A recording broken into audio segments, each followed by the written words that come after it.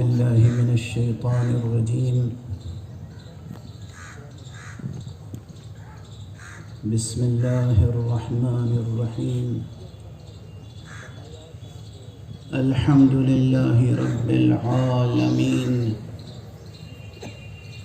والصلاة والسلام على أشرف الخلائق أجمعين، سيدنا وسيد الأولين والآخرين، حبيبنا وحبيب إله العالمين،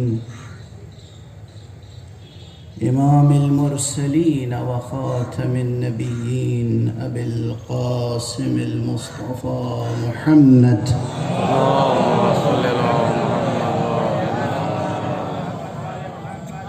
وعلى أهل بيته الطيبين الطاهرين الهداة المهديين المعصومين المظلومين، واللعنة الدائمة على أعداء الحق والدين. أما بعد، فقد قال الله تعالى عز اسمه في محكم كتابه ومتقن خطابه: بسم الله الرحمن الرحيم. من المؤمنين رجال صدقوا ما عاهدوا الله عليه، فمنهم من قضى نحبه ومنهم من ينتظر وما بدلوا تبديلا. صدق الله العلي العظيم. اللهم صل على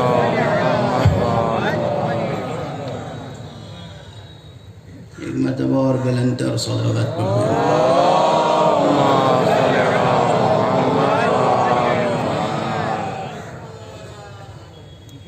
اب تک جلسہ تعزیت کا سلسلہ تھا اور اب مجلس عزا کا سلسلہ ہے.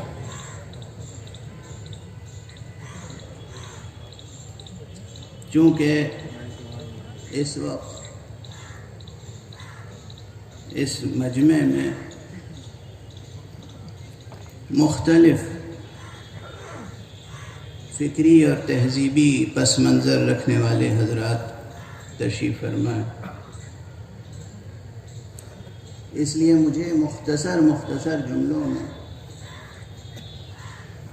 بہت سی باتیں آپ حضرات کے سامنے عرض کرنی ہیں. لیکن یہ جو سب سے پہلے میں نے کلمہ استعمال کیا کہ یہ مجلس عزا کا ایک سلسلہ. مجلس عزا کسے کہتے ہیں، اس کے تعلق سے میں صرف ایک شعر گزارش کر دوں اور پھر گفتگو آگے بڑھے گی.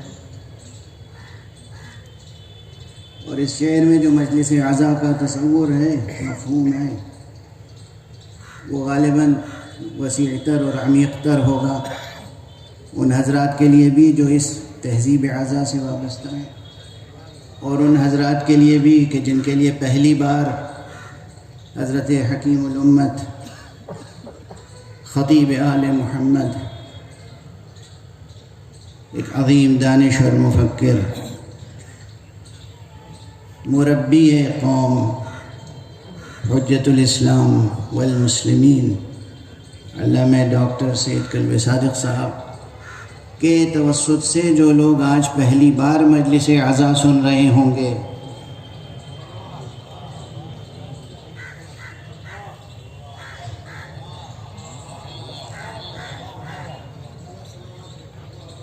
ان کے لیے بھی یہ شعر ایک ہدیہ ہوگا کہ وہ یاد رکھیں کہ مجلس عزا ہوتی کیا ہے. تو اس فقیر ہی نے عرض کیا ہے کہ مجلس عزا کیا ہے، ایک نماز الفت ہے. مجلس عزا کیا ہے، ایک نماز الفت ہے. یا علی عزا اپنی، یا حسین قامت ہے.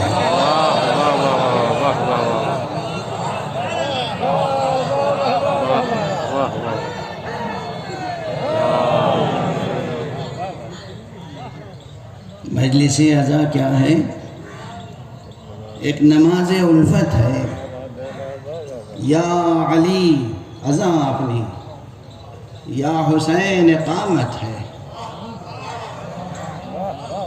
اور بس ایک اشارہ اور کر دوں ان حضرات کے لیے جو مجلس عزا سے وابستہ رہے ہیں نسلاً بعد نسلاً، اگر یہ نقطہ ان کے لیے روشن نہیں ہے تو پھر اس کی طرف توجہ ہو جائے کہ میں نے گزارش کیا یا علی اذاں اپنی، یا حسین اقامت ہے، اصل نماز اقامت کے بعد شروع ہوتی ہے۔ ایک صلوات پڑھ دیجئے محمد۔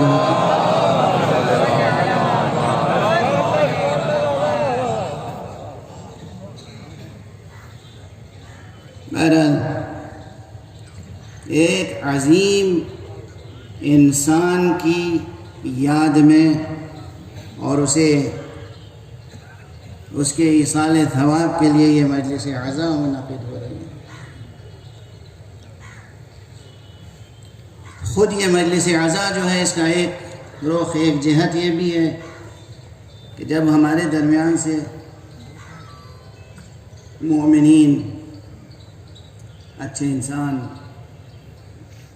خدا پرست انسان، حق پرست انسان، اہل ایمان، اہل کردار گزر جاتے ہیں تو ہم ان کے بلندی درجات کے لیے ایصال ثواب کرتے ہیں۔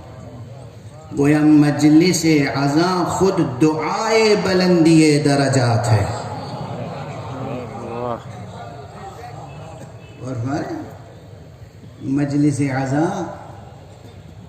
بعض حضرات بہت تأمل کرتے ہیں، مجالس میں شرکت میں تأمل ہوتا ہے کہ یہ تو رسمیں ہیں، کہیں بدعت نہ ہو جائے، کہیں اس مجلس میں شرکت سے مذہب یا مسلک پر کوئی آنچ نہ آ جائے۔ تو یاد رکھیے کہ دعا ایک عظیم حقیقت ہے۔ دعا کبھی بھی، کہیں بھی، کسی بھی شکل میں، کسی بھی انداز میں کیا جائے وہ دعا دعا ہوتی ہے، بدعت نہیں ہوتی۔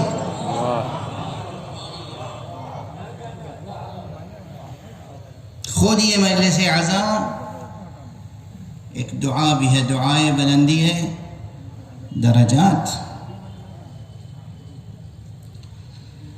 آپ حضرات یا حضرات جو حضرات اس فقیر سے کسی حد تک آشنا ہیں وہ جانتے ہیں کہ ایک عرصے سے میری صحت کہ کچھ ایسے مسائل ہیں کہ میں بہت زیادہ ممبر پر نہیں آتا اور بہت زیادہ مجلسیں گزارش خطاب نہیں کر پاتا، لیکن اس وقت یہ ان کی روحانی کشش تھی جو مجھے لندن سے یہاں تک لے آئی، اور ان کی عظمتوں کے رخ بہت ہیں، لیکن ایک رخ صرف یہ جو ابھی میں نے گزارش کیا نا اشارتاً جو میں نے عرض کیا، کسی ذات، کسی شخص کی یہ حیثیت بن جائے جو فلسفے اور عرفان کی اصطلاح میں یعنی وہ رابط بن جائے،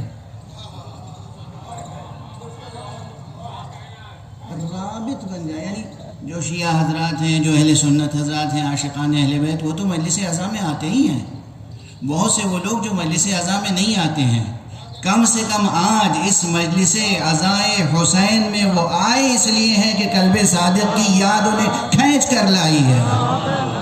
یہاں ذات و شخصیت مولانا قلب صادق ایک رابط کی حیثیت رکھتی ہے، اور جو انسانوں کو محمد و آل محمد کے تذکرے سے جوڑنے کا رابط بن جائے اس کی کیا عظمت ہو سکتی ہے۔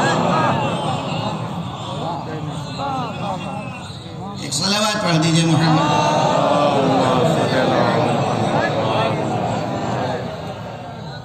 کتنے ہوں گے، کتنے ایسے حضرات اس مجمع میں ہوں گے جنہوں نے کبھی شرکت نہیں کی ہوگی مجلس عزا میں، وہ جانتے نہیں ہوں گے مجلس عزا کہتے کسی نے، لیکن اس بزرگوار شخصیت کی یاد، ان کے تعلقات، ان کے ذاتی تعلقات، ان کی فیملی کے تعلقات، ان کے مشن کے اسٹاف کے تعلقات، یہ تعلقات انہیں کھینچ کر لائے کہاں؟ یہ تعلقات، یہ رابطے، یہ رشتے لے کر کہاں آئے؟ رشتوں کی عظمت وہیں ہوتی ہے جہاں رشتے کھینچ کر مرکز حق پر لے آئے۔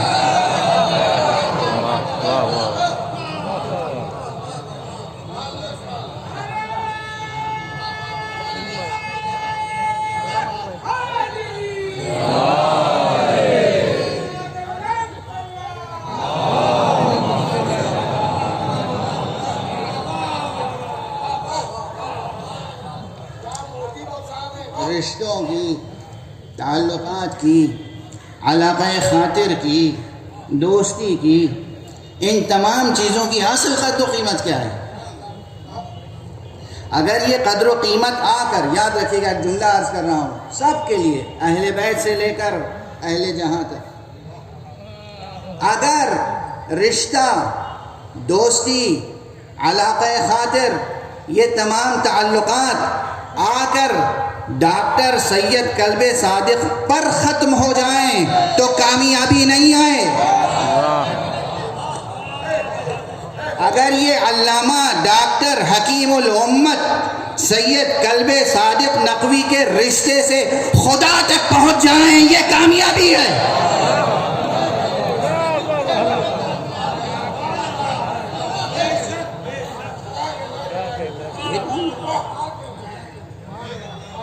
یہ کامیابی، حق تک پہنچ جائیں، صداقت تک پہنچ جائیں، سچائی تک پہنچ جائیں، ایمان تک پہنچ جائیں، خدا تک پہنچ جائیں، وحدت تک پہنچ جائیں، توحید تک پہنچ جائیں۔ ایک صلوات پڑھ دیجئے محمد وآلہ۔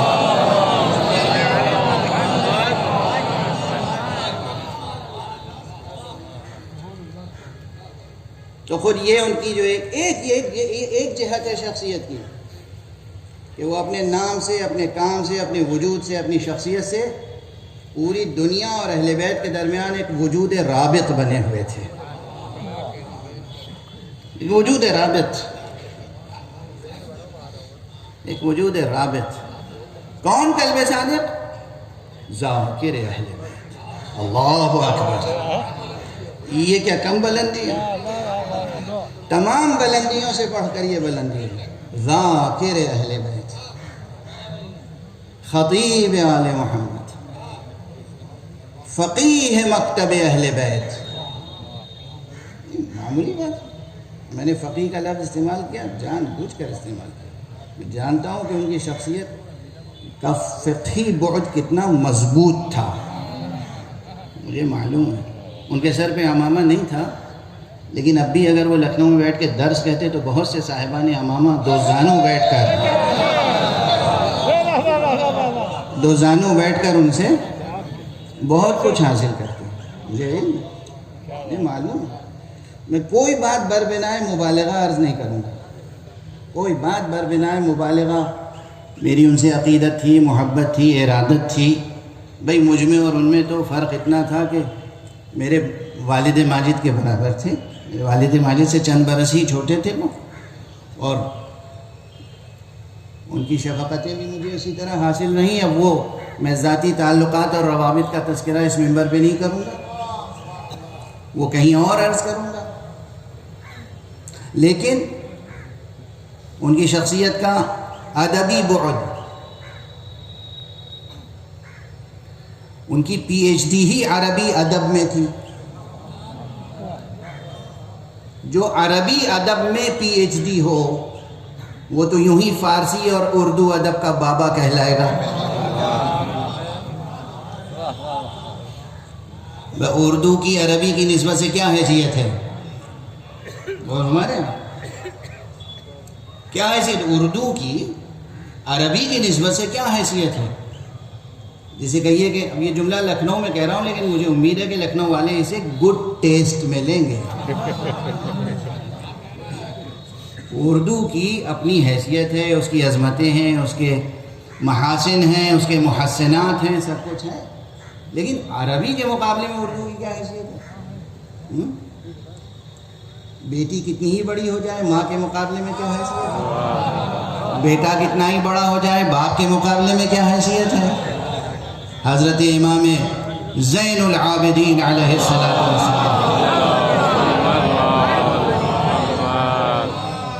رسالۃ الحقوق اٹھا کر دیکھ لیجیے، treatise on rights, state university of new York کے سینئر پروفیسر، بہت مشہور پروفیسر اور دانشور اور اسلام شناس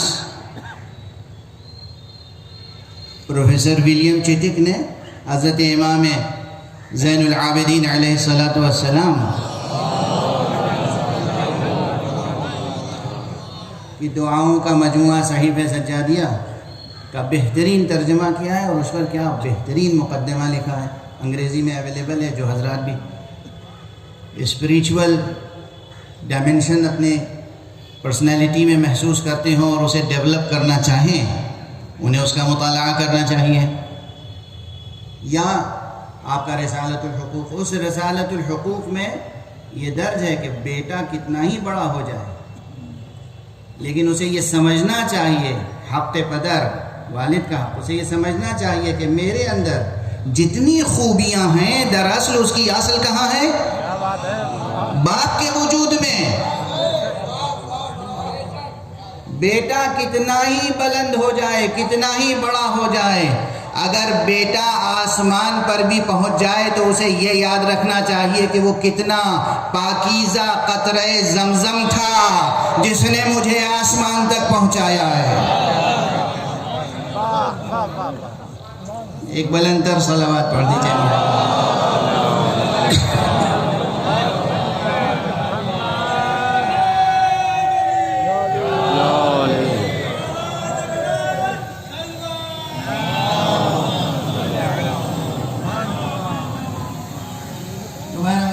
اردو ادب میں جو حضرات کام کر رہے ہیں، اردو شاعری میں ادب میں کام کر رہے ہیں، ان پر بھی ان کو ابوت کا درجہ حاصل تھا، قدر کا درجہ حاصل تھا قلب صادق صاحب کے خلاف۔ کیوں؟ اس لیے کہ انہوں نے تو پی ایچ ڈی کی تھی عربی ادب میں، اور دینی علوم میں بھی منتہی تھے اور دنیاوی علوم میں بھی منتہی تھے، تو وہ گویا دینی اور دنیاوی علوم کا امتزاج ان کی شخصیت میں تھا، ایک سنگم تھا، گنگا جمنا کا سنگم نہیں، گنگا اور فرات کا سنگم۔ ایک صلوات پڑھ دیجیے محترم۔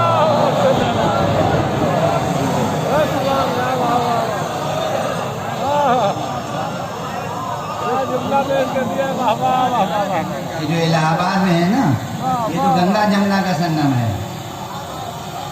ہمارے علامہ قلب صادق صاحب گنگا اور فرات کا سنگم ان کی شخصیت تھی،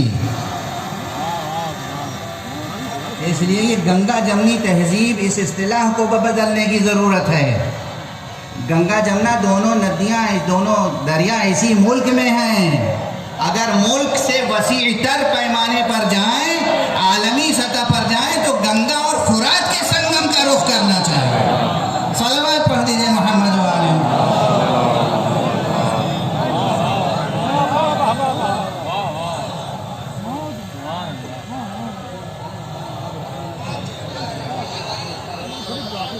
بھائی صلوات پڑھنی ہے تو پھر بلندر صلوات۔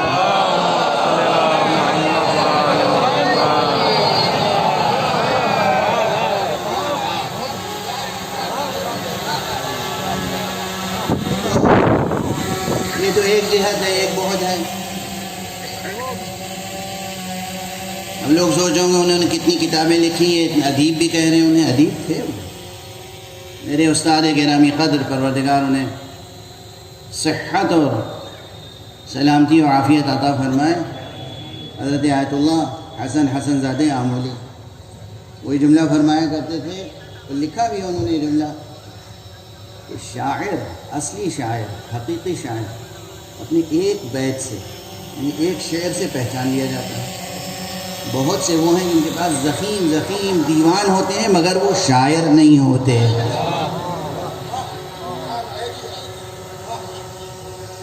ضخیم دیوان ہوتے ہیں مگر وہ شاعر نہیں ہوتے۔ بھئی قافیہ پیمائی اور تک بندی سے لے کر شاعری تک بہت فاصلہ ہے۔ ہماری اردو زبان میں تو اس فاصلے کو طے کرنے کے سنگ میل کے طور پر استعمال کرنے والے الفاظ بھی نہیں ہیں۔ ہمارے یہاں بھائی شاعر ہے یا متشاعر ہے، دو ہی۔ اب عربی میں سن لیجیے، ایک ہے شاعر، ایک ہے شویعر، ایک ہے متشاعر، ایک ہے موال، اور نہ جانے کتنے اور کلمات ہیں۔ یہ کلمات استعمال ہوتے ہیں اور ہمارے یہاں تو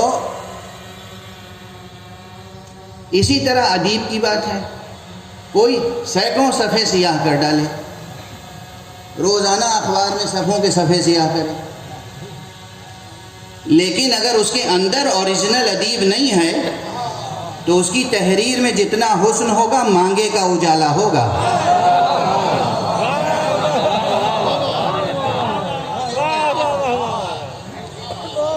اور جو اوریجنل ادیب ہوگا وہ اپنے ادیب ہونے کو جتائے گا نہیں، اس کے چھوٹے چھوٹے جملوں میں جہان ادب سمویا ہوا ہوگا۔ تو ادیب تھے، بابا ادب تھے، اردو ادب ہو، فارسی ادب ہو، عربی ادب، یہ شخصیت کا ایک بعد ہے۔ مجھے اچھی طرح یاد ہے کہ جب حضرت آیت اللہ العظمیٰ امام خمینی رحمت اللہ علیہ، صلوات پڑھیے،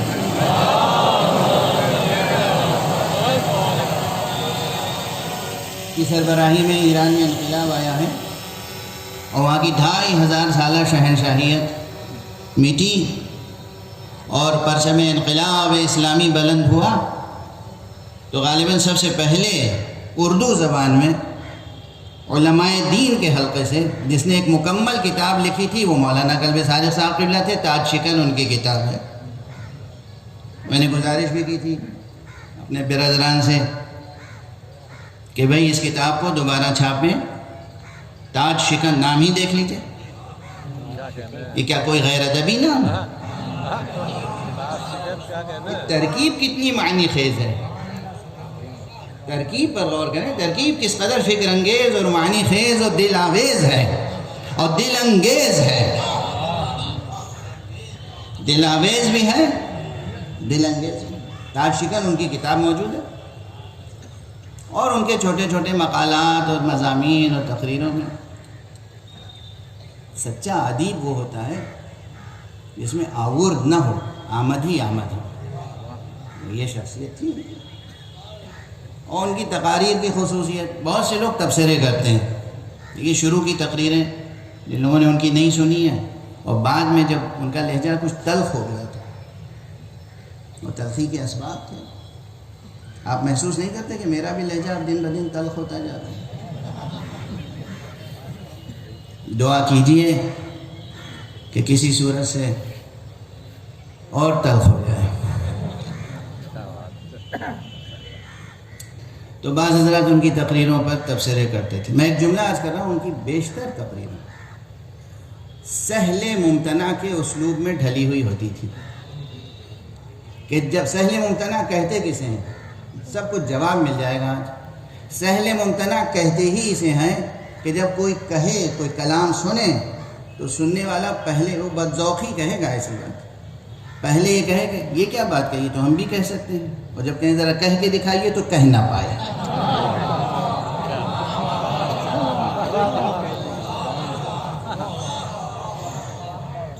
میر کیوں بہت بڑے ہیں؟ غالب بہت بڑا شاعر ہے، عظیم شاعر ہے، مگر میر تقی میر، کئی غالب مل کر ایک میر بنتا ہے، کیونکہ غالب کے ہاں بہت کچھ آورد ہے، بہت آورد ہے۔ آورد ویسے ہر جگہ عیب نہیں ہے، یہ ایک الگ بحث ہے، ادبی بحث ہے، میں تو اشارے کر رہا ہوں۔ وہ میر کی آمد وحی سخن کی آمد ہے، میر کی آمد باران رحمت کی آمد ہے، میر کی آمد قیامت کی آمد ہے۔ کوئی میر جیسا پیدا ہو کے دکھائے ہمیں۔ تو صورتحال یہ ہوتی ہے کہ سہل ممتنع کہتے اسے ہیں کہ آدمی سوچے کہ یہ تو ہم بھی کہہ سکتے ہیں، اور جب کہنا پڑے تو پھر بند نہ پڑے. یہ خطابت کا بعد تھا. فقہی بعد، اب یہ میں بحث کر رہا ہوں بار بار کہ میں اپنے ذاتی تعلقات اور مراسم اور گفتگوؤں کا تذکرہ نہیں کروں گا، لیکن متعدد مقامات پر میں نے، بلکہ انہوں نے ابتدا کی، اور میں تو یہ سمجھتا ہوں کہ میرا امتحان لیا کرتے تھے بہت بار، تو فقہی مسائل پر گفتگو ہوئی اور میں نے انہیں ایک صاحب بصیرت فقیہ پایا. فقیہ تھے، ادیب، خطیب، فقیہ. اور سب سے بڑی بات یہ کہ ان کا ان تمام شخصیت کے ابعاد پر جو سب سے غالب بعد آ گیا تھا وہ تھا رفاہ عامہ، رفاہ خلق خدا، خدمت خلق خدا، چیریٹی. یہ آخر میں بس ان کی زندگی کا مشن چیریٹی ہو کر رہ گیا تھا، تعلیم کی اشاعت اور چیریٹی. تو اب مجھے اجازت دیجیے کہ ان تمام ابعاد کے تعلق سے جو لوگ بھی سننے آئے ہیں، میں نے عرض کیا تھا کہ مختلف مسالک، مختلف مذاہب، مختلف عقائد، مختلف نظریات، مختلف فکری اور تہذیبی پس منظر رکھنے والے افراد یہاں جمع ہیں. تو مختصر جملوں میں سب کے لیے مجھے کچھ عرض کرنا ہے. سب سے بنیادی حیثیت، پہلی حیثیت کیا تھی ان کی؟ ایک انسان تھے. اچھا، اگر کسی کے لیے کہہ دیجئے کہ وہ ایک انسان ہے تو لوگ سمجھتے ہیں کوئی تعریف نہیں ہوئی.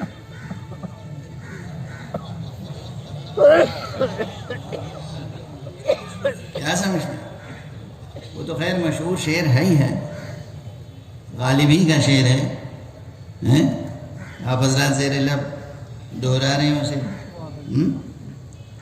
میر کا شعر ہے اور حضرات کے شعر ہیں. انسان، ایک انسان تھا. بس 2-3 جملے عرض کروں گا. لیکن انسان کہتے کسے ہیں؟ جہاں تک میری آواز جا رہی ہے، کم سے کم آج ایک جملہ اگر یاد ہے، انسان کہتے کسے ہیں؟ اس مجمع میں ماشاءاللہ علماء، فضلاء، مدرسین مدارس علمیہ، مدارس دینیہ، خطباء، ادباء، دانشور حضرات، انٹلیکچوئلز تشریف فرمائیں. میں عرض کروں انسان کسے کہتے ہیں؟ منطق کی کتابوں میں تو ایک ایسی تعریف، ایسی ڈیفینیشن، ایسی پریبھاشا انسان کی لکھی ہوئی ہے جس سے خود منطق بیزار ہے.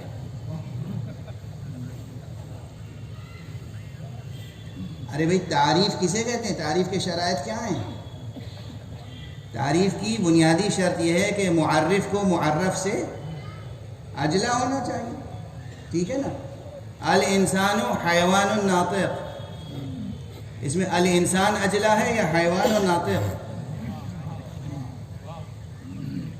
یعنی میں عرض کر دوں کہ جب آپ کسی چیز کی پریبھاشا بیان کرتے ہیں تو اس میں جس چیز کی تعریف کر رہے ہیں، جس چیز کو ڈیفائن کر رہے ہیں، اس کے لیے جو ایکسپریشن لا رہے ہیں، وہ ایکسپریشن، وہ ڈیفینیشن اس ٹرمینالوجی سے زیادہ واضح ہونی چاہیے. جو چیز زیادہ روشن ہوگی وہ اس کو روشن کرے گی جو روشن نہیں ہے. واضح ہے نا؟ کسی کو پہچانوانے کے لیے اس شخص کو لایا جائے گا جو خود جانا پہچانا ہو. جسے خود کوئی نہ پہچانتا ہو وہ کسی کو کیا پہچانوائے گا؟ ٹھیک ہے نا؟ تو اب انسان کی تعریف یہ کرنا کہ الانسان حیوان ناطق، یہ وہ تعریف ہے جس سے خود علم منطق بیزار ہے. اور ماشاءاللہ ہزاروں برس سے ہمارے مدرسوں میں تبدیلی آتی کہاں؟ ہمارے مدرسوں میں نصاب تعلیم کی تنقید کا دروازہ ہی بند ہے. تو تنقید تو ہوتی نہیں. بہرحال اب انسان کے لیے ایک اس طرح سوچئے، اور اب جو فقرہ میں عرض کرنا چاہ رہا ہوں وہ پھر عرض کروں دست ادب جوڑ کر، کہ عام طور پر جو لوگ پیور سائنٹیفک اپروچ رکھتے ہیں اور سائنس پہ بہت زور دیتے ہیں، مولانا قلب صادق صاحب قبلہ بھی سائنس پہ بہت زور دیتے تھے اور خود میں زور دیتا ہوں. سائنس کی اپنی اہمیت ہے، عظمت ہے. سائنس پڑھنے پر قرآن مجید نے جتنا زور دیا ہے، مجھے ڈر لگ رہا ہے یہ جملہ کہتے ہوئے، ہاتھ جوڑ کے تمام علماء سے معافی مانگی. علم شریعت حاصل کرنے پر جتنا زور دیا ہے اس سے 100 گنا زیادہ قرآن نے سائنس سیکھنے پر زور دیا.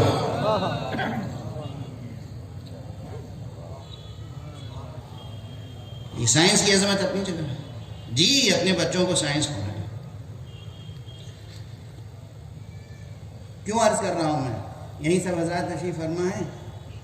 ویسے مجھ سے پہلے جو لوگ تاثرات بیان کر رہے تھے ان کے بیانات میں بھی بعض ایسے فقرے تھے جو بہت بحث طلب ہیں. بحثیں ہوں.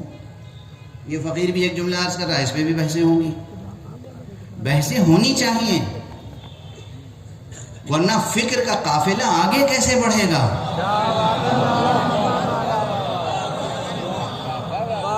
بحثیں ہونی چاہیے، اختلاف رائے ہونا چاہیے. اختلاف رائے انسانوں ہی میں ہوتا ہے، حیوانوں میں نہیں ہوتا. مگر انسان تب تک رہتا ہے جب اختلاف رائے آداب انسانی کے حدود میں رہ کر کرے.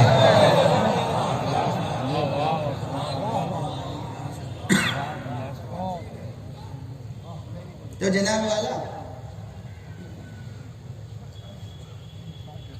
انسان کی جو تعریف، انسان کی حیثیت، ابھی تعریف سے ہٹ کے اب حیثیت پہ آ جاؤں. انسان کی جو حیثیت سائنس مقرر کیے ہوئے ہے وہ کیا ہے معلوم ہے آپ کو؟ انسان ہمیں اور آپ کو حیوان سمجھتی ہے، صرف حیوان، ناطق بھی نہیں.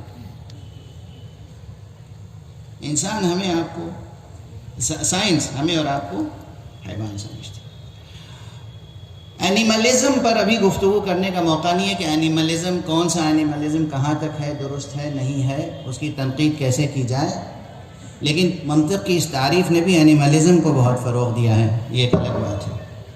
پتہ نہیں کہ یہ غلطی ارسطو کی کتابوں کے ترجمے میں غلطی کی بنا پر ہوئی یا کس بنا پر ہوئی. اب یہ چیپٹر ابھی میں نہیں قائم کروں گا. اشارات ہیں، جو لوگ اس پر مقالے لکھنا چاہیں، تھیسس لکھنا چاہیں، وہ الگ ایک بات. اس کی جو عام فہم مثال ہے یہ کہ سائنس ہمارا آپ کا علاج کرتی ہے نا. ہمارے اندر مختلف بیماریاں ہیں، ان بیماریوں کا علاج سائنس کرتی ہے. دوائیں، یہ دوائیں جو ہمیں آپ کو دی جاتی ہیں ہماری آپ کی صحت و شفا کے لیے، یہ ہمیں دینے سے پہلے کہاں آزمائی جاتی ہیں معلوم ہے آپ کو؟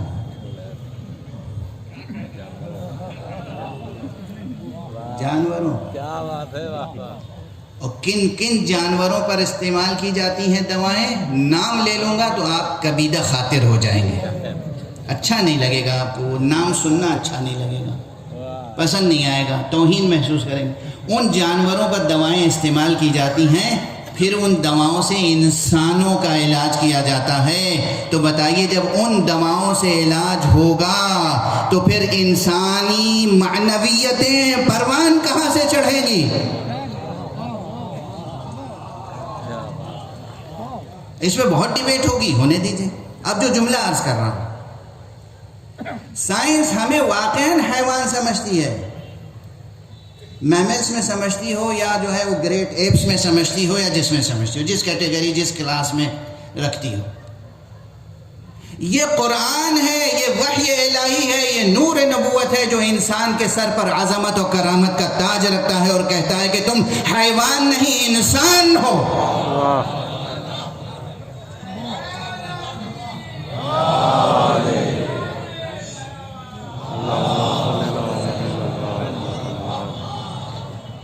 اگر ہمیں اور آپ کو اپنی سچی انسانی عظمت کو ڈسکور کرنا ہے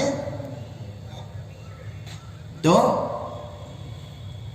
ہمیں قرآن یا وحی الہی سے استفادہ کرنا ہوگا.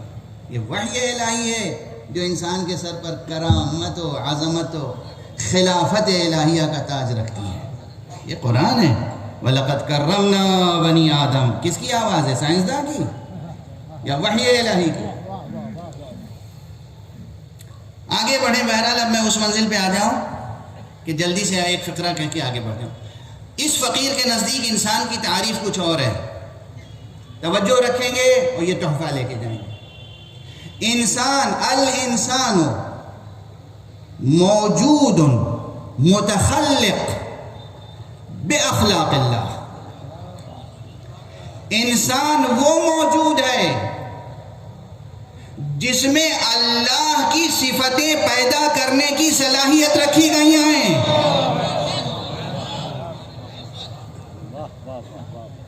انسان وہ مخلوق ہے جس میں اللہ کی صفتیں پیدا کرنے کی استعداد رکھی گئی ہے. توجہ رکھیے گا، کاش آج یہ جملہ محفوظ ہو جائے. انسان وہ مخلوق ہے، انسان وہ جاندار ہے جس کے اندر ایک صلوات پڑھ دیجیے.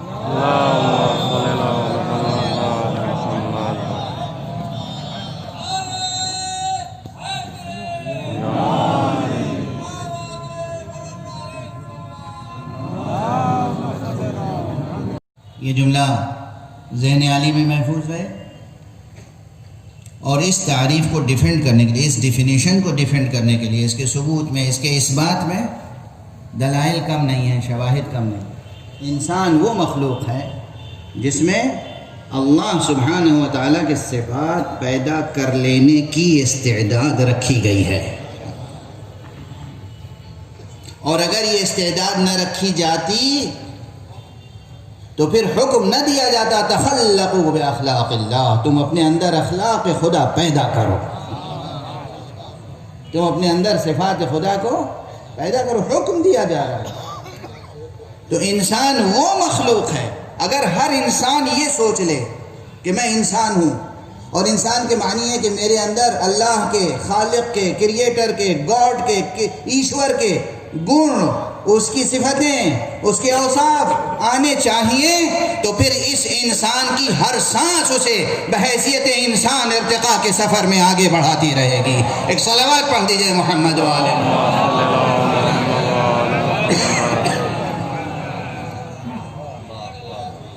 یعنی اگر دو جانوروں میں ٹکراؤ ہو جائے تو ایک جانور دوسرے جانور کے بارے میں یہ نہیں سوچے گا کہ یہ اللہ کی مخلوق ہے، ہم اسے سینگ ماریں یا نہ ماریں. یہ انسان ہے جسے سوچنے کی صلاحیت دی گئی ہے کہ اختلاف ہو جائے تو سوچو کہ یہ بھی اللہ کی مخلوق ہے، ہم بھی اللہ کی مخلوق ہیں، اس کی جان، عزت، آبرو کا بچانا ہم پر فرض ہے. خدا نے فرض عائد کیا ہے. خدا رحیم ہے تو ہم بھی رحم سے کام لیں، خدا کریم ہے تو ہم بھی کرم سے کام لیں، خدا رؤوف ہے تو ہم بھی رافت سے کام لیں، خدا عظیم ہے تو ہم بھی کچھ عظمت کا ثبوت تو دیں. واہ واہ واہ واہ.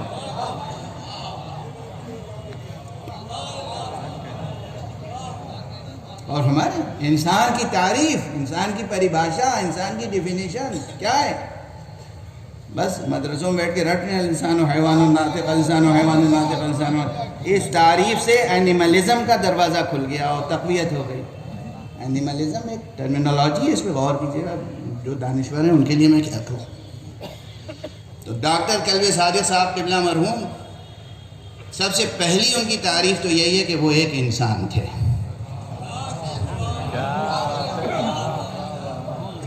اللہ کا کیا کام ہے؟ اللہ کی کیا صفت ہے؟ ہدایت دینا. مولانا کلب صادق صاحب نے اللہ کی صفت کو اپنی شخصیت میں پیدا کرنے کی کوشش کی، اس میں کامیاب رہے، زندگی بھر ہدایت دیتے رہے. مجھے نہیں معلوم یہاں کتنے قطعات تاریخ پڑھے گئے اور اس میں مادہ تاریخ کس نے کیا کیا نکالا. خود میں نے ان کے انتقال کے بعد کئی مادہ تاریخ نکالے کیا، وہ خود ایک آمد کی کیفیت تھی، اور کئی قطعے اور کئی مرثی ان کے ہو گئے. اس میں دو صرف ذکر کر دوں آپ کے سامنے. ان کی پوری زندگی اس طرح تبلیغ دین حق میں گزری تھی کہ ان کی تاریخ وفات صرف ایک لفظ تبلیغ سے نکل آتی ہے. تبلیغ کے اعداد جوڑ لیجئے گا، 1442. ایک لفظ تبلیغ، ایک لفظ ان کی پوری شخصیت کو نمایاں کرنے کے لیے کافی ہے. تبلیغ، علم کی تبلیغ، دین کی تبلیغ، مذہب اہل بیت کی تبلیغ، سچائی کی تبلیغ. اور ہمارے ہاں دوسرا مادہ تاریخ میں عرض کر دوں، اپنا مصرع نہیں سنا رہا ہوں، یہ ظلم نہیں کروں گا کہ اپنی بوجھل نثر بھی آپ پر اونڈیلوں اور پھر اپنے شعر بھی سناؤں، یہ غلطی نہیں کروں گا، بس وہ ایک شعر سنا دیا شروع میں کافی ہے۔ دوسرا جو مادہ تاریخ ہے وہ ہے خضر ہدایت۔ خضر ہدایت، اس کے اعداد جوڑ لیجئے گا، سن وفات نکل آئے گا۔ مجھے وقت کا احساس ضرور ہے، اور مجھے یہ بھی یاد ہے کہ مولانا قلب صادق صاحب قبلہ کی شخصیت کے نمایاں ترین جو پہلو ہیں ان میں وقت کی پابندی بھی تھی، لیکن اب شروع ہی میں ان لوگوں نے 10 منٹ تاخیر سے مجھے ممبر دیا ہے۔ 3 بجے کا اعلان تھا، مجھے 3 بجے ممبر نہیں ملا۔ اب مجھے بھی یہ حق حاصل ہے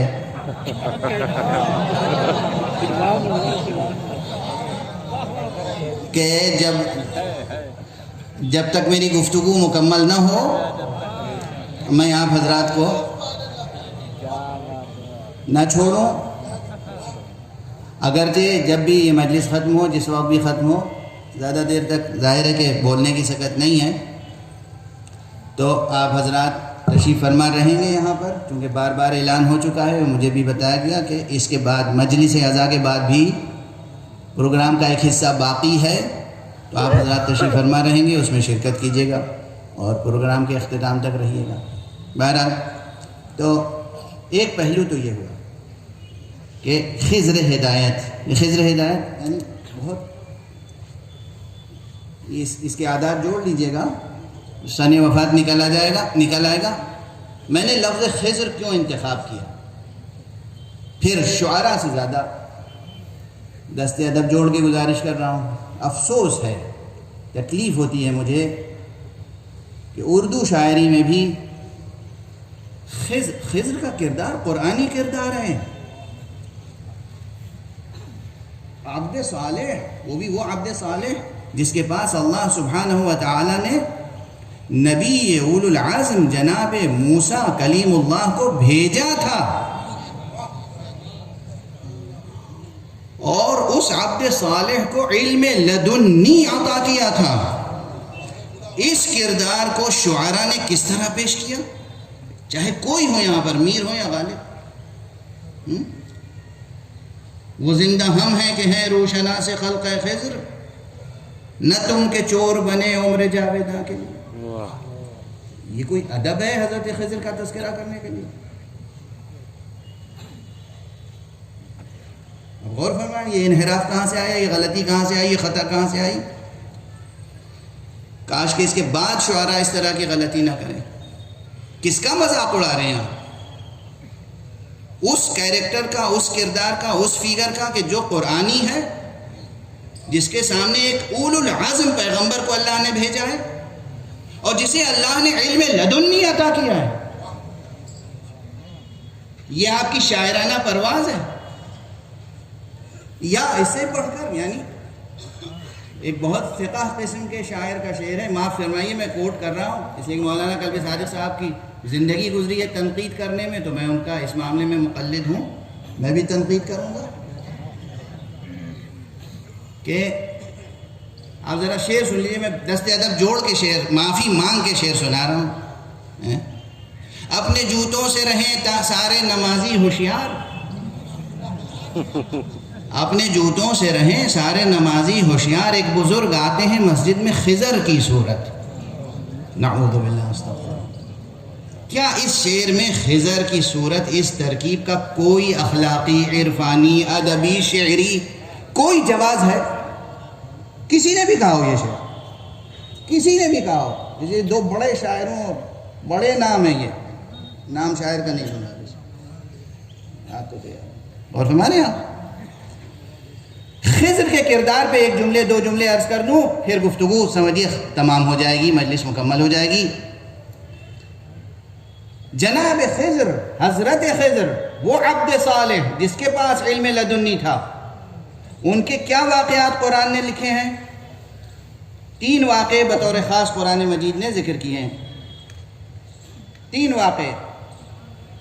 ایک واقعہ یہ کہ وہ جب ملاقات ہوئی ہے جناب موسیٰ اور جناب خضر علیہ السلام کی، یا اس عبد صالح کی جس کو ہم خضر کے نام سے جانتے ہیں، تو کہاں ملاقات ہوئی؟ مجمع البحرین، سنگم پر ملاقات ہوئی. وہ بھی گنگا جمنا کا سنگم نہیں تھا، وہ بھی گنگا و فرات کا سنگم تھا، یعنی علم ظاہر اور علم باطن کا سنگم تھا. وہ علم شریعت اور علم طریقت کا سنگم تھا. وہ سنگم تھا جہاں سے حقیقت کا دریا رواں دواں ہوتا ہے، وہ سنگم تھا. اور اس کے بعد وہاں پر دریا کے کنارے کشتیاں تھیں. جناب خضر نے سب سے پہلے کیا کیا؟ اچھی خاصی صحیح سالم کشتیاں ان میں سوراخ کر دیا. توجہ رکھیے گا، بڑے بڑے یہاں مدبر ہوں گے. دیکھیں ہمارے یہاں مفکر تو ہر آدمی چاہتا ہے اس کے نام کے ساتھ مفکر لکھا جائے. مفکر سے زیادہ ضرورت، بڑی ضرورت ہمارے یہاں مدبروں کی ہے، جو حسن تدبیر سے معاشرے کو بلند کر سکے.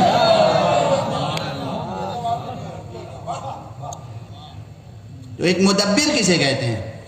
مدبر وہ ہوتا ہے، حکیم وہ ہوتا ہے. حکیم الامت کا تذکرہ ہے. حکیم وہ ہوتا ہے، مدبر وہ ہوتا ہے جو اس میں اتنی صلاحیت ہو کہ بڑے طوفان کو بڑے خطرے سے چھوٹی سی ایسی تدبیر کرے کہ وہ خطرہ ٹل جائے. اب وہ ایک بادشاہ آ رہا تھا اور وہ بادشاہ ظالم تھا، جابر تھا، لوگوں کی کشتیاں غصب کر لیتا ہے. سب غریبوں کی کشتیاں تھیں، تو انہوں نے کیا کیا؟ ان کشتیوں میں سوراخ کر دیا. اب وہ آئے اور چلے گئے. اگر دوسرا راستہ کیا تھا کہ فوج تیار کرو، اسلحہ لو، وہ بادشاہ آ رہا ہے، تمہیں اپنی کشتیوں کا، اپنی جائیدادوں کا، اپنے سر و سامان کی حفاظت کرنی ہے، اسے مقابلہ کرو. جانیں جاتی، خون ریزی ہوتی، شاید کامیابی بھی نہ ملتی. اس لیے کہ فوج، تخت، تاج، خزانہ، سارے وسائل تو صاحبان اقتدار کے پاس ہوتے ہیں نا. عوام کے پاس کیا ہوتا ہے؟ تدبیر ایسی کی کہ ان کے مال بھی محفوظ رہ جائیں اور تصادم بھی نہ ہو.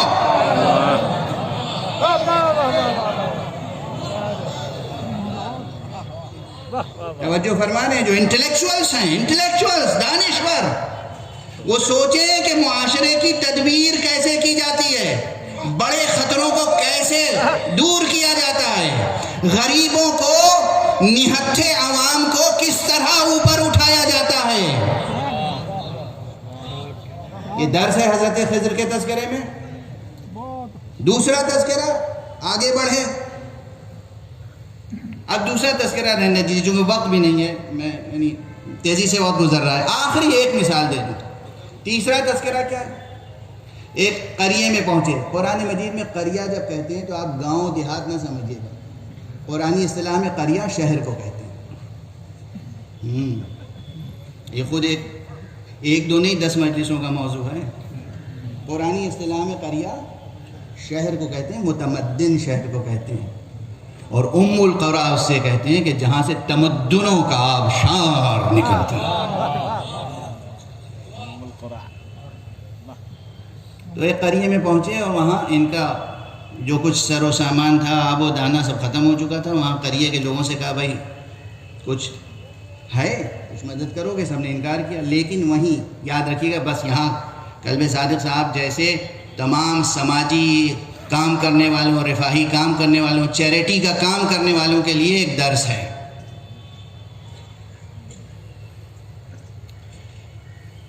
اور جو لوگ خلوص سے، پورے خلوص سے چیریٹی کا کام کرتے ہیں، ان کی شخصیتوں کو، اور جو سچے انٹلیکچوئلز ہیں، جو سچے دانشور ہیں، ان کی پہچان، ان کی شناخت، وہ یہاں عرض کر رہا ہوں، گزارش کر رہا ہوں. ذکر حضرت خضر کے ضمن میں وہ گئے. قریے والوں نے تو پوچھا تک نہیں پانی کو، اور وہاں ایک دیوار گر رہی تھی. انہوں نے جناب موسیٰ سے کہا آؤ چلو جلدی سے اس دیوار کو بنا دیں. تو انہوں نے کہا واہ سبحان اللہ. قریے والوں نے تو پانی تک کو نہ پوچھا. آپ چلیں دیوار اٹھانے، مفت میں رائے گاں ان کی مزدوری کر رہے ہیں. خدا کی قسم کہا سنو اس دیوار کے نیچے 2 یتیم بچوں کا خزانہ ہے. یہ سب علامتیں ہیں اور ان علامتوں کے پیچھے بڑی عظیم حقیقتیں ہیں. اس دیوار کے نیچے 2 یتیم بچوں کا خزانہ ہے، چلو دیوار اٹھاؤ تاکہ ان یتیم بچوں کا مستقبل محفوظ ہو جائے.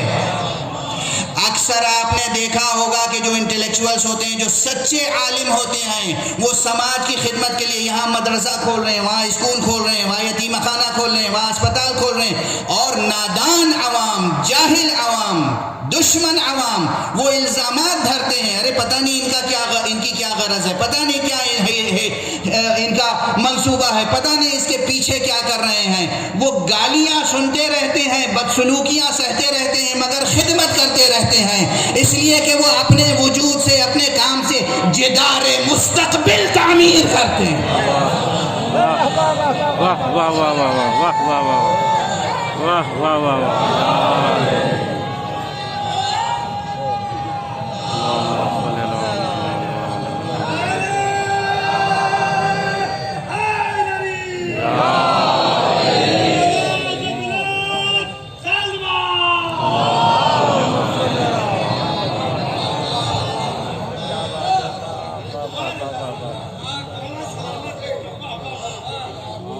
ہر آدمی کو آپ ایک ہی شناخت ہے. آپ دیکھیے جو سچا، جو ٹرو اسکالر ہو، سچا اسکالر، جو سچ جینوین اسکالر، جینوین انٹلیکچوئل، سچا دانشور. سچے دانشور کی پہچان اس کے معلومات کی وسعت نہیں، اس کے دل کی دل سوزی ہے.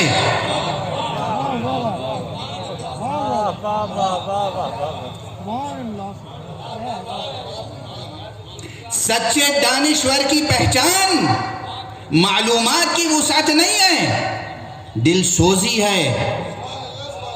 عوام کے ساتھ اسے سچی ہمدردی کتنی ہے، مستقبل کی فکر کتنی ہے، بچوں کی فکر کتنی ہے، یتیموں کی فکر کتنی ہے، بیواؤں کی فکر کتنی ہے، معاشرے کو بلند سے بلندتر کرنے کی فکر کتنی ہے. اور یہ سب وہ ہر عمل کے پیچھے وہ فکر ہے، وہ صفت ہے جو سب لے جاتی ہے کہاں؟ تخلق باخلاق اللہ تک. ہمارے بہرحال تو یہ عرض کر دیا میں نے کہ اگر مولانا قلب صادق صاحب اللہ کی شخصیت کو سمجھنا ہو تو یا تو لفظ تبلیغ، یہ تو یاد رہے گا نا، ایک لفظ ہے، کوئی بڑی لمبی چوڑی عبارت تو ہے نہیں، تبلیغ یاد رکھیے. تبلیغ یا خضر ہدایت، واقعاً خضر ہدایت تھے، وہ خضر راہ تھے. اب جیسے مولانا الطاف حسین حالی جیسے سقہ نے اپنے جوتوں سے رہیں سارے نمازی ہوشیار، ایک بزرگ آتے ہیں مسجد میں خضر کی صورت یہ کہہ کر حضرت خضر کے تذکرے کی توہین کی ہے. ایسے کوئی قلب صادق صاحب کی توہین کرتا رہے تو قلب صادق صاحب پہ کوئی اثر پڑنے والا نہیں ہے. ایک صلوات پڑھ دیجئے محمد والے. ایک اور بلندر صلوات پڑھ دیجئے.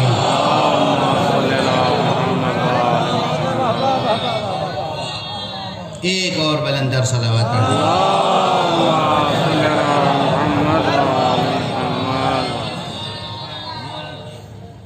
اب دیکھیے ابھی تک تو مجلس تمہید کی منزل میں ہے. سب سے پہلے خطیب کیا کرتا ہے؟ خطبہ پڑھنے کے بعد آیت پڑھتا ہے، اس کے بعد کیا کام کرتا ہے؟ آیت کے بعد ترجمہ. ابھی تک تو میں نے آیت کا ترجمہ ہی نہیں کیا. تو یہ جو پورا بیان تھا یہ تو تمہید تھی یا ایک جملہ معترضہ تھا؟ کبھی کبھی ہوتا ہے جملہ معترضہ بہت طویل ہو جاتا ہے. عام طور پہ اسکولوں میں بچوں کو سکھایا جاتا ہے کہ اچھی زبان لکھنا، اچھا ادب لکھنا، اچھی نثر لکھنا، اچھی پروز لکھنا، تو چھوٹے چھوٹے جملے لکھنا. لیکن جو بڑے قادر الکلام ہوتے ہیں، میں اپنے کو نہیں کہہ رہا ہوں کچھ، میں مثال دے رہا ہوں، تو وہ کیا ہوتا ہے کہ معلوم ہوا 140 صفحے کا ایک سینٹنس ہے. یوں ہی نہیں مثال دے رہا ہے، عالمی ادب کا مطالعہ کیجیے. انگریزی زبان کے ایک ادیب نے 140 صفحے کا ایک سینٹنس لکھا، یعنی 140 صفحے کے بعد اس پہ فل اسٹاپ لگایا ہے. جو یہاں انگلش لٹریچر کے لوگ ہوں گے وہ ایک صلوات پڑھ دیجیے. مولانا کلب صادق صاحب قبلہ کے تعلق سے بس 3 فقرے عرض کرنا چاہتا تھا. ایک یہ کہ وہ انسان تھے. مجھے یاد آ رہا ہے آقا شریعت فقیہ اہل بیت حضرت علامہ حجت الاسلام والمسلمین مولانا کلب عابد صاحب قبلہ مرحوم، وہ بھی اپنے لیے فرمایا کرتے تھے کہ میں انسان ہوں سب سے پہلے، پھر مسلمان ہوں، پھر میں شیعہ اہل بیت ہوں. اور یہی ان کی صفت تھی. انسان ہے، مسلمان ہے، شیعہ اہل بیت ہے. تو میں عرض کروں کہ یہ اتنا جملہ تو کافی ہے کہ انسان کسے کہتے ہیں؟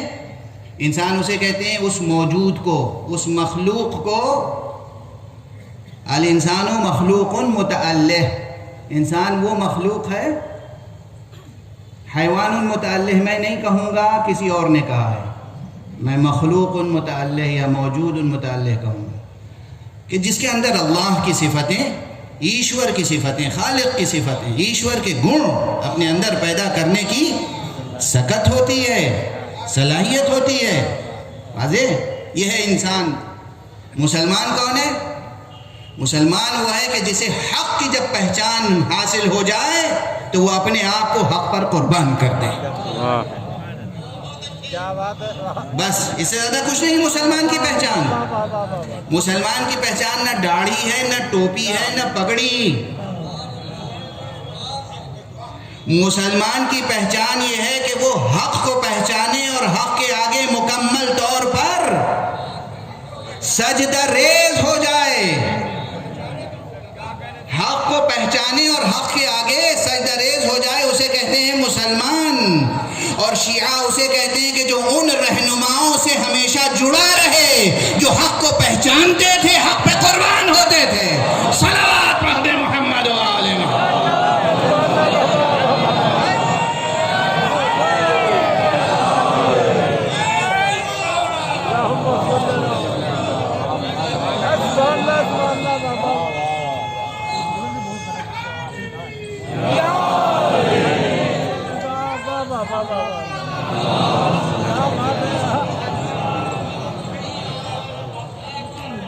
تو جو مختلف افراد ہیں وہ سب سمجھ گئے ہوں گے انسان کیا ہوتا ہے، مسلمان کیا ہوتا ہے، اور شیعہ کیا ہوتا ہے. واضح کہنے کی باتیں تو بہت تھیں. اب جناب والا نہ تو شیعہ ہونے میں کہیں لڑائی جھگڑے کا ماحول بن سکتا ہے، نہ مسلمان ہونے میں، نہ انسان ہونے میں. تو جو لوگ لڑائی جھگڑا چھیڑتے ہیں یا اس میں دلچسپی لیتے ہیں اور خون ریزی کرتے ہیں، وہ تو شیعیت اور اسلام اور انسانیت سب سے گر جاتے ہیں. اور خود مسلمانوں کے درمیان اب میں کیا بتاؤں کیسے کیسے لوگ ہیں. بات بات پر تو کفر کا فتویٰ دے دیتے ہیں اور بات بات پر نکاح ٹوٹ جاتا ہے. میں 2 جملے کہوں گا. سب سے بڑی بات یہ یاد رکھیے کہ ہم مکتب اہل بیت کے غلام. ہمیں یہ نہیں سکھایا گیا کہ جو بھی کلمہ لا الہ الا اللہ محمد رسول اللہ کہتا ہو اس کو ہم کافر ٹھہرائیں. تو ہماری طرف سے آپ اپنے دل و دماغ کو مطمئن کر لیجئے.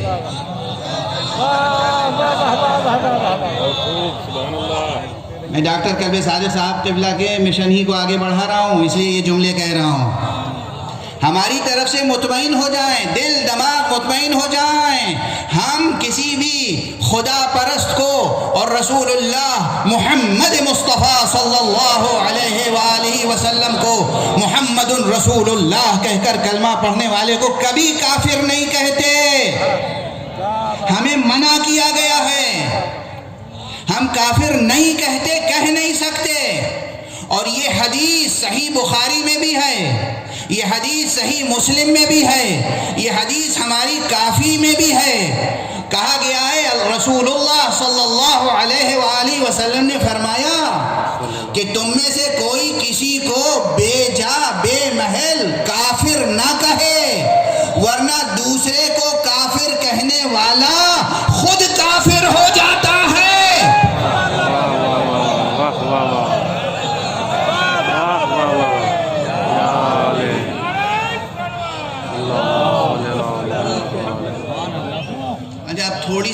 خود ستائی بھی کر لینے دیے، تھوڑی سی آدھا جملہ.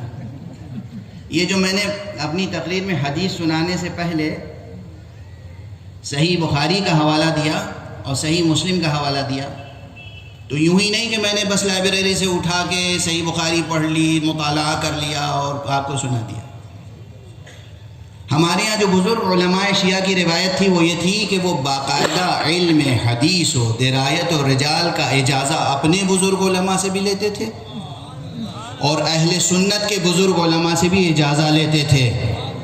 تو میں نے بزرگان اہل سنت، علماء اہل سنت، محدثین اہل سنت سے بھی اجازت روایت لے کر آپ کو یہ حدیث سنا رہا ہوں. اور شیعہ جوانوں کی دلچسپی کے لیے ایک جملہ کہوں، آپ کو معلوم ہے میں نے نہج البلاغہ کس سے سب سے پہلے پڑھی تھی؟ کتاب نہج البلاغہ میں نے سب سے پہلے ایک سنی عالم دین سے پڑھی تھی.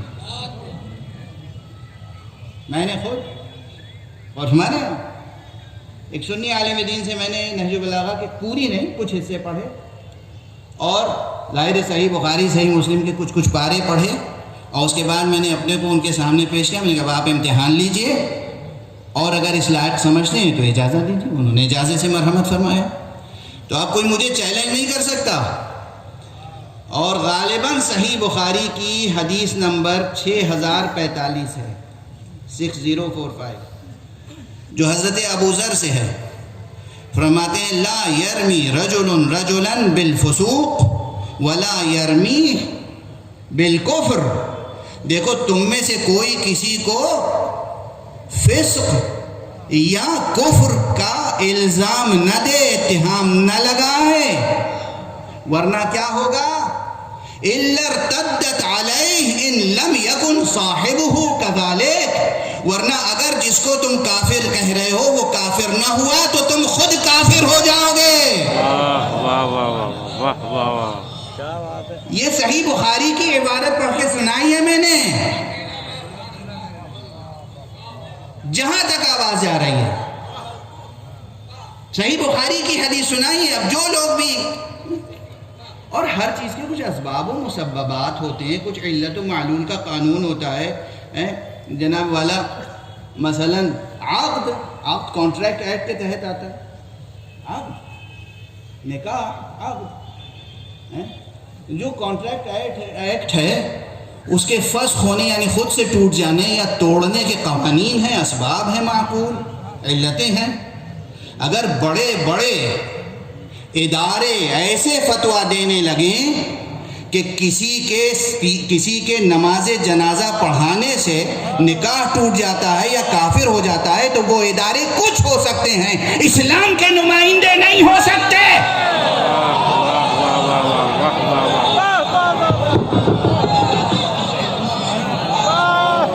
میں نے حدیث صحیح بخاری کی سنائی ہے، کوئی اور حدیث نہیں سنائی ہے. صلوات پڑھ دیں محمد و آل محمد.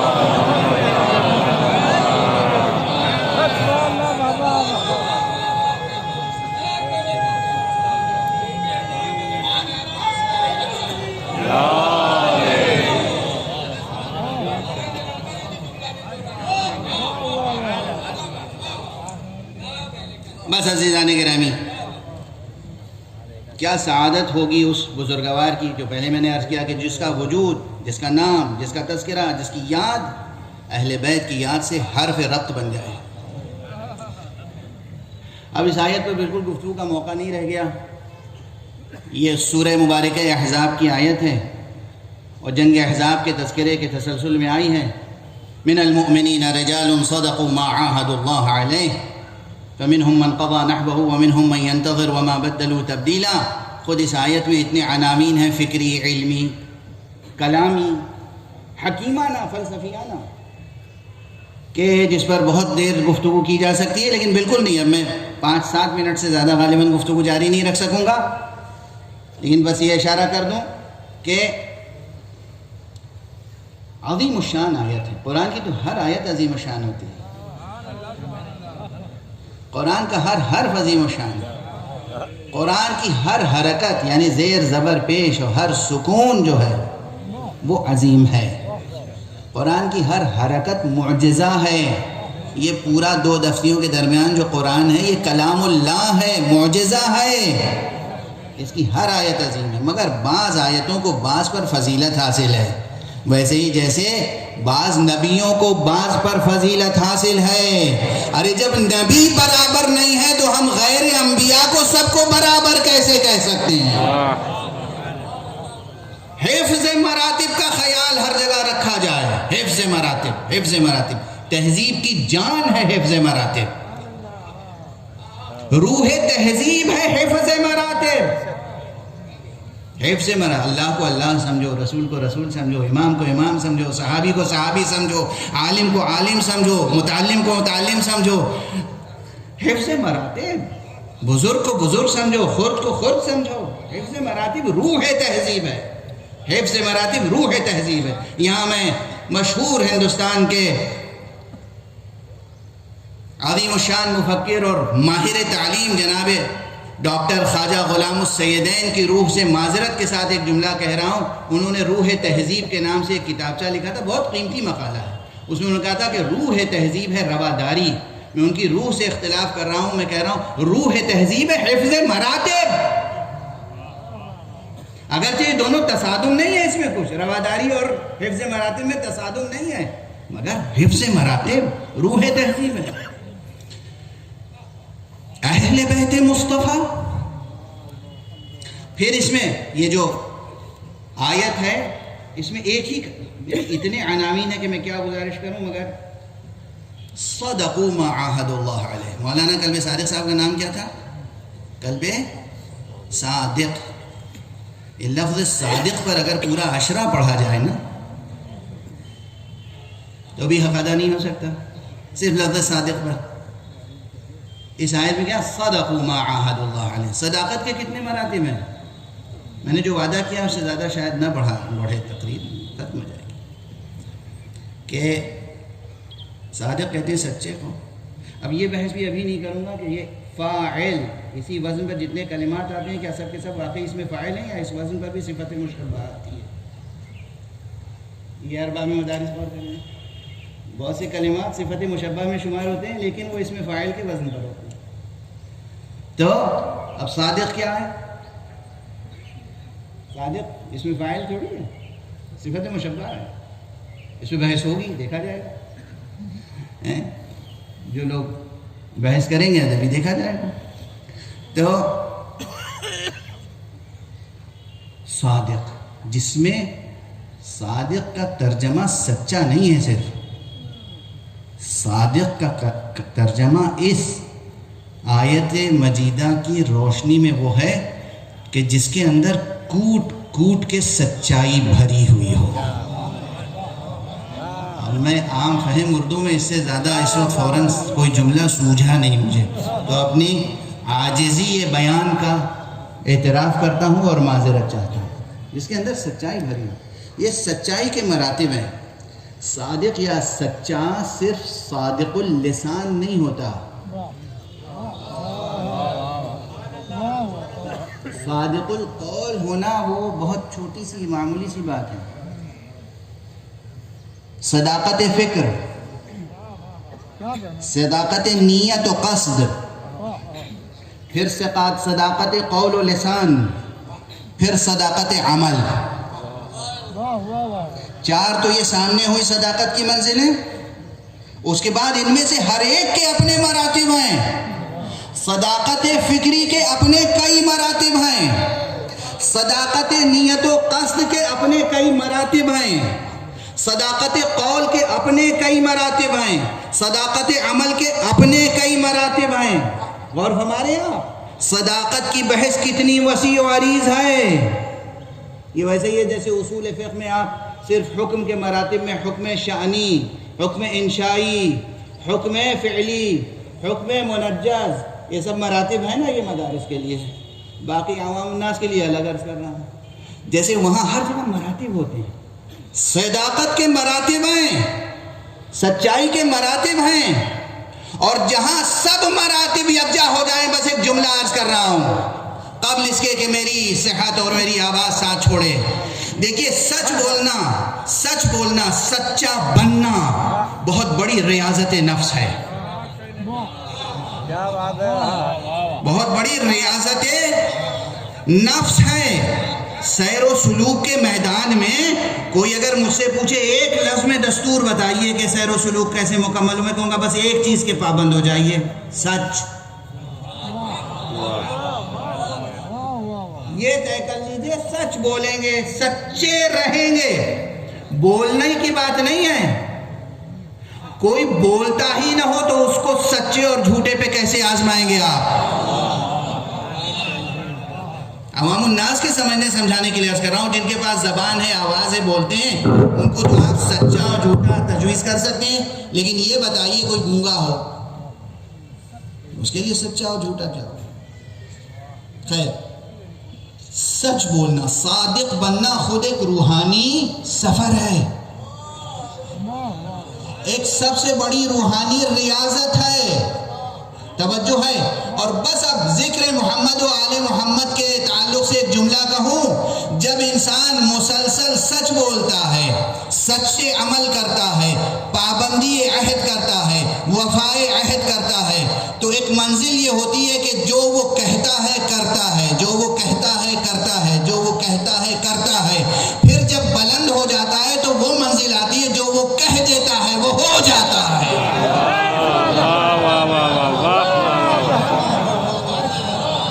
جب انسان یہ سفر طے کر لے کہ جو کہے کرتا رہے، جو کہے کرتا رہے، جو کہے کرتا رہے، اللہ اسے یہ عزت دیتا ہے، جو وہ کہہ دیتا ہے ہو جاتا ہے۔ فاطمہ کہہ دیں گی کہ بچوں تمہارے لباس رضوان جنت لے کر آ رہے، تو لباس آ جائیں گے۔ صلوات پڑھتے محمد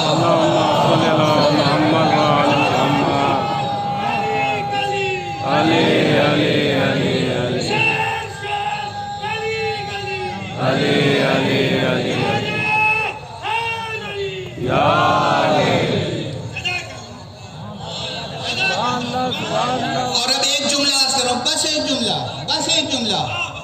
معجزات و فلسفہ معجزات پر بہت لکھا ہے ہمارے بزرگوں نے، علماء نے، متکلمین نے، حکماء نے، فلاسفہ میں، مگر میں ایک جملہ عرض کر رہا ہوں، یہ شاید کتابوں میں نہ ملے۔ میں اکثر عاجزی سے کہتا ہوں، طالب علمانہ عاجزی سے، بہت سی باتیں مجھ سے پہلے کی کتابوں میں ملیں گی، بہت سی باتیں میرے بعد کتابوں میں لکھی جائیں گی۔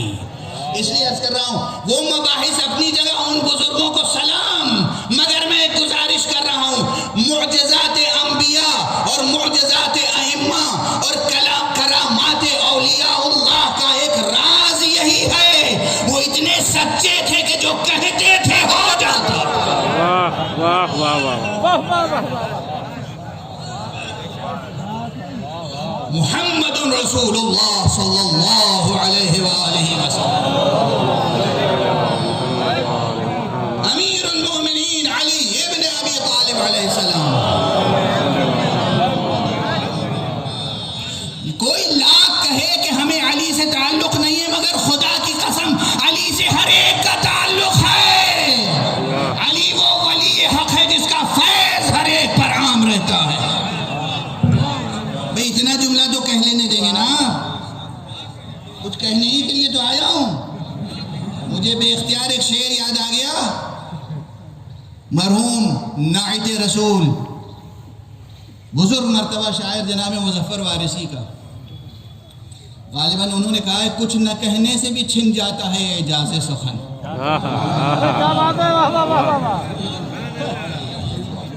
کچھ نہ کہنے سے بھی چھن جاتا ہے اعجاز سخن، ظلم سہنے سے بھی ظالم کی مدد ہوتی ہے۔ واہ واہ واہ واہ واہ واہ واہ واہ واہ واہ واہ۔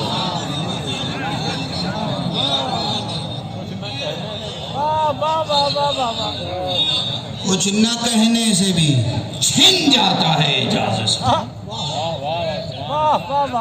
کوئی کچھ کہتے ہیں ہمیں علی سے تعلق نہیں ہے، ہم علی کو نہیں مانتے، لیکن یاد رکھیں یہ وہ اللہ کے بندے ہیں جن کا فیض ہر ایک کو پہنچتا ہے۔ کوئی مانے تو فیض پہنچتا ہے، نہ مانے تو فیض پہنچتا ہے۔ رسول اللہ، مولا امیر المومنین، حضرت فاطمہ زہرا، امام حسن، امام حسین، بس میں دست ادب جوڑ کے معافی چاہتا ہوں۔ وقت کی تنگی کہ میں اب اس سے زیادہ تذکرہ نہیں کر سکتا اہل بیت کا. اس وقت دنیا میں مولانا کلب صادق صاحب نے چیریٹی کے لیے بہت کام کیا. چیریٹی کا پوری دنیا میں لوگ، ہر قوم چیریٹی کے لیے کام کرتی ہے. چیریٹی کے مراتب کتنے ہیں معلوم ہے؟ صرف فقیر کو پیسہ دینا چیریٹی نہیں ہے، کسی طالب علم کو اچھی رائے دینا بھی چیریٹی ہے نا؟ ایک اچھا کلمہ کسی غمگین انسان کو، کوئی غمگین ہے بیٹھا ہوا ہے، اس کے لیے کوئی خلوص سے ایسا جملہ کہہ دیجئے کہ وہ ہنس دے، مسکرا دے، یہ بھی چیریٹی ہے. معلوم ہے چیریٹی کے کتنے مراتب ہیں؟ چیریٹی کی اصل و اساس ایک ہے، اور وہ کیا ہے؟ دوسرے کے درد کو محسوس کرنا اور دوسرے کی ضرورت کو اپنی ضرورت پہ ترجیح دینا. دوسرے کی ضرورت کو اپنی ضرورت پر مقدم رکھنا. یہ درس سب نے دیا، اللہ کی طرف سے آنے والے ہر نبی نے، مگر جیسا درس حسین نے دیا.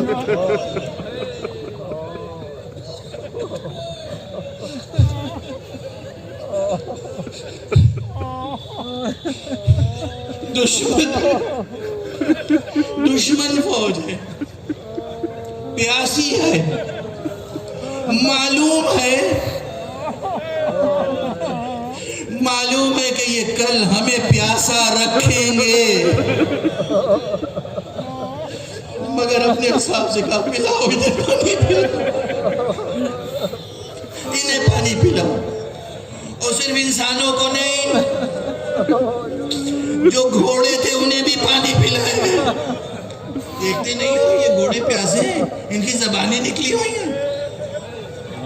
اب سمجھے چیریٹی کا درس ہم کہاں سے لیتے ہیں؟ اور اب آپ سمجھیں کہ کچھ ہو جائے ہم حسین کا ذکر کیوں کرتے ہیں؟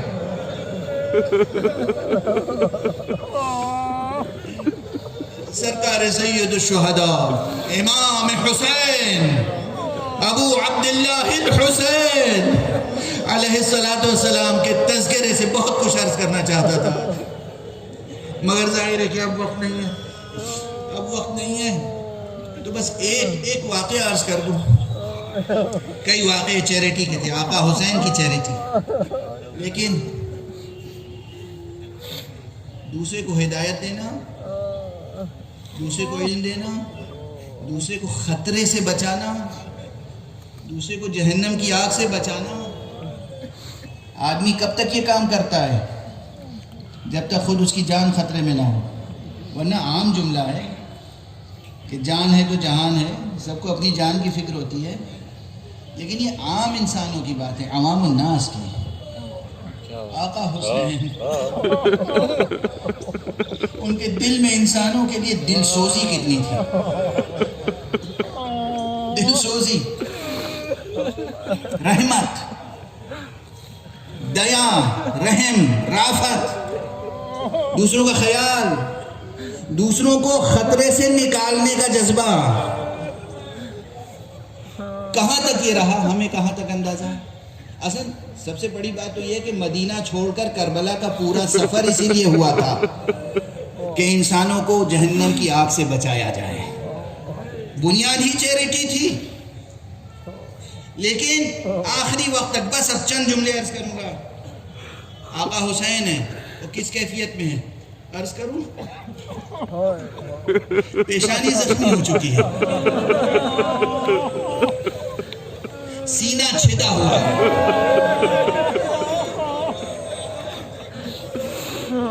فوارے کی طرح لہو بہہ چکا. حضرت کا امامہ لہو سے تر ہے، حضرت کی قبائے مبارک لہو لہان ہے، جسم مبارک تینوں سے چھلنی ہے، قلب مبارک تو صبح سے چھلنی ہو چکا ہے. 72 لاشیں اٹھا چکے ہیں حسین. کیسے کیسے لاشیں، قاسم کا لاشا، اکبر کا لاشا، کیسے کیسے لاشیں اٹھائے ہیں آقا نے. اور اب تاریخ کا بیان ہے، تاریخ کا بیان ہے. اسے طبری نے بھی غالباً لکھا ہے اگر میرا ذہن اس وقت اشتباہ نہیں کرے. اور مستند روایتیں. آقا حسین جب گھوڑے سے زمین پر آ گئے تو بیٹھے ہوئے تھے. 1 ساعت تک، یعنی ایک گھڑی ایسی گزری، کچھ دیر، ایک مدت ایسی گزری، ایک وقفہ، تھوڑا ٹائم ایسا گزرا جب اسی فوج دشمن میں سے کسی میں ہمت نہیں ہو رہی تھی کہ جا کے آقا حسین کا سر قلم کرے. کسی میں جرأت نہیں تھی، ہمت نہیں تھی. ان اشقیاء میں بھی، کیونکہ مرتبہ پہچانتے تھے، حسین ہیں، رسول اللہ کے نواسے ہیں، فاطمہ کے بیٹے ہیں. کوئی خاندان، کوئی قبیلہ اس مخصوص جرم کو اپنے کاندھے پر، اپنے گردن پہ لینے کے لیے تیار نہیں تھا کہ کل کو کہا جائے یہ حسین کا قاتل ہے یا اس قبیلے کا آدمی حسین کا قاتل.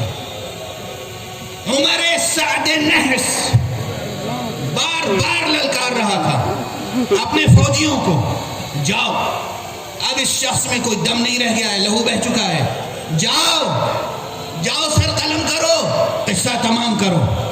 مگر کسی کی ہمت نہیں ہوتی تھی. ایک شخص آیا آگے بڑھا اور اس نے قریب آ کر خنجر نکالا. آقا حسین نے ہمدردی سے، دل سوزی سے اپنی نگاہیں اس کی نگاہوں میں پڑی اور فرمایا تو واپس چلا جا، تو میرا قاتل نہیں ہے، مجھے دکھ ہوتا ہے تو ناحق جہنم کا ایندھن بنے گا. یہ جملہ سنتے ہی اس شقی کا دل منقلب ہو گیا اور اس نے جملہ کہا، ابو عبداللہ، رسول کے بیٹے، اس حالت میں بھی آپ کو اپنی فکر نہیں، میری فکر.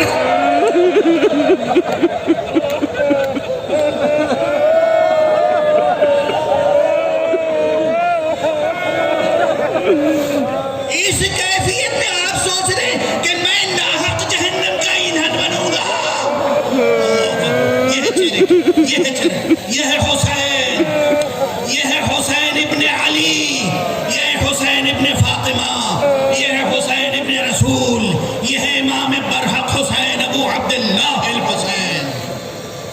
اب اس میں جو انقلاب آیا وہ واپس مڑا اور عمر سعد تک پہنچا. عمر سعد نے کہا کیا حسین کا کام تمام کر دیا؟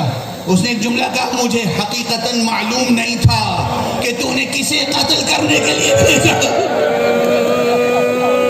اب میں حسین کو قتل نہیں کروں گا، میں تو تجھے قتل کرنا چاہتا ہوں. جیسے اس نے یہ جملہ کہا، اپنا ارادہ ظاہر کیا، کچھ اقدام کیا. اس کے قریب کھڑے ہوئے اس کے سپاہیوں نے اسے گھیرا، مارنا شروع کیا. جب وہ ذبح ہو رہا تھا تو کہہ رہا تھا، یا حسین، میں سراپا گناہ ہوں، مگر اب قیامت میں گواہی دیجیے گا، آپ کی محبت میں جان دے رہا ہوں. انا للہ و انا الیہ راجعون، انا للہ و انا الیہ راجعون، انا للہ و انا الیہ راجعون، رضا بقضائہ و تسلیما لامرہ. پروردگار ہمیں ہمارے